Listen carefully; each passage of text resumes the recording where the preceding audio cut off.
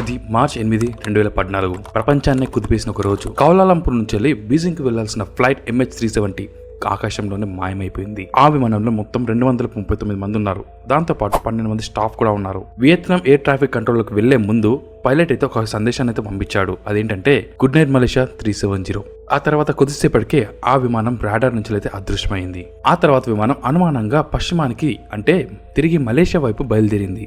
అది military radar లో కనిపించింది. తర్వాత ఇండియన్ ఓషన్ వైపు ప్రయాణించింది. ఇన్మార్షాట్ శాటిలైట్ డేటా ఆధారంగా ఇది ఆ ప్రాంతంలోనే చివరిసారిగా సిగ్నల్స్ అయితే పంపించింది. ఈ విమానం మిస్ అయిన కొన్ని గంటల తర్వాత కూడా ఈ శాటిలైట్ కి సిగ్నల్స్ అనేది పంపిస్తూ ఉంది. తర్వాత సిగ్నల్స్ అనేది పోయాయి. కిలోమీటర్ల కొద్ది సముద్రం మొత్తం జల్లడ పట్టిన ఎక్కడ కూడా ఎటువంటి ఆధారాలు దొరకలేదు.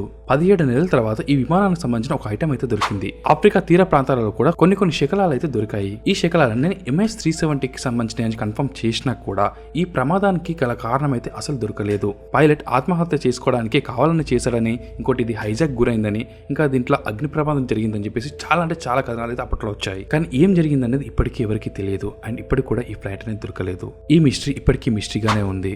అండ్ దీనికి సంబంధించిన ఫుల్ వీడియో వచ్చేసి మన ఛానల్లో ఉంది. సో అక్కడికి వెళ్ళేసి క్లియర్గా తెలుసుకోవచ్చు.